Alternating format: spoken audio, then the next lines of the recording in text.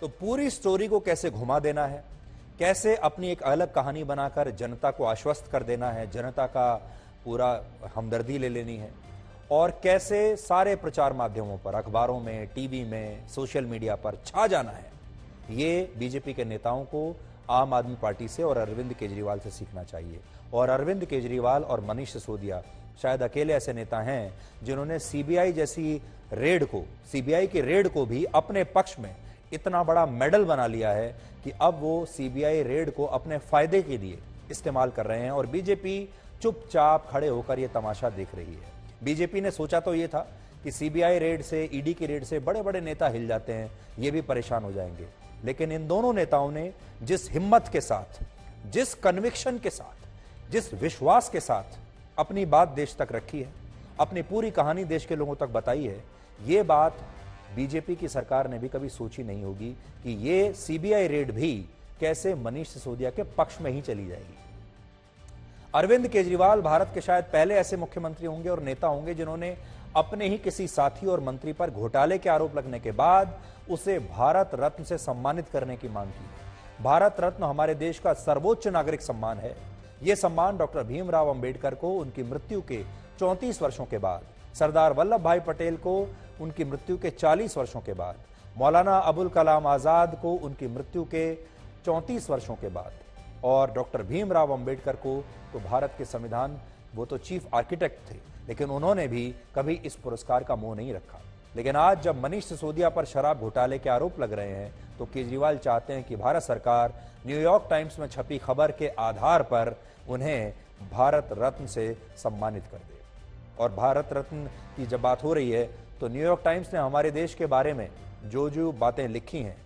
और हमारे देश के अलग अलग नेताओं के बारे में जो बातें लिखी हैं, इससे पहले जितनी नेगेटिव बातें लिखी हैं, कोविड के बारे में न्यूयॉर्क टाइम्स ने जो लिखा अपने अखबारों में, अगर उसके आधार पर हमें काम करना हो तो फिर प्रधानमंत्री मोदी को तो उसी दिन इस्तीफा दे देना चाहिए था जिस दिन न्यूयॉर्क टाइम्स ने उनके बारे में नेगेटिव खबर छापी।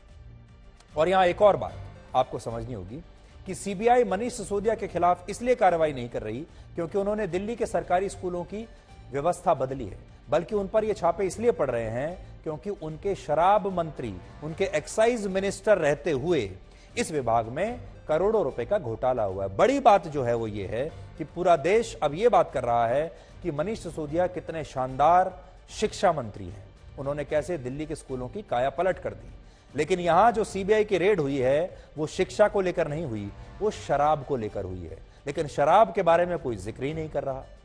शराब को लेकर,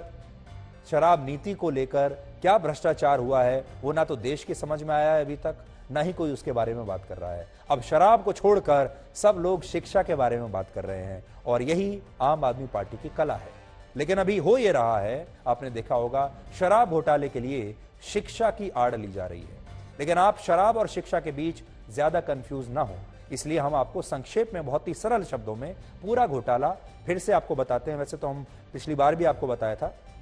फिर भी आप फिर से समझ लीजिए, यह घोटाला शिक्षा को लेकर नहीं है, यह घोटाला शराब को लेकर है। यह पूरा घोटाला दो बातों के इर्द गिर्द घूमता है। पहला, दिल्ली में शराब की बिक्री के लिए एक ऐसी नीति बनाई गई, ऐसी पॉलिसी लाई गई जिससे शराब व्यापारियों की तो जेबें भर गई लेकिन सरकारी खजाने को बहुत नुकसान पहुंचा। दूसरा आरोप यह है कि शराब व्यापारियों की जेबें भरने में दिल्ली के एक्साइज डिपार्टमेंट और एक्साइज मिनिस्टर जो कि मनीष सिसोदिया हैं, उन्होंने पूरी मदद की है, यानी ये मिली भगत से हुआ है जिसकी सीबीआई अब जांच कर रही है। इस घोटाले की एक और जड़ है और उस जड़ का नाम है न्यू एक्साइज पॉलिसी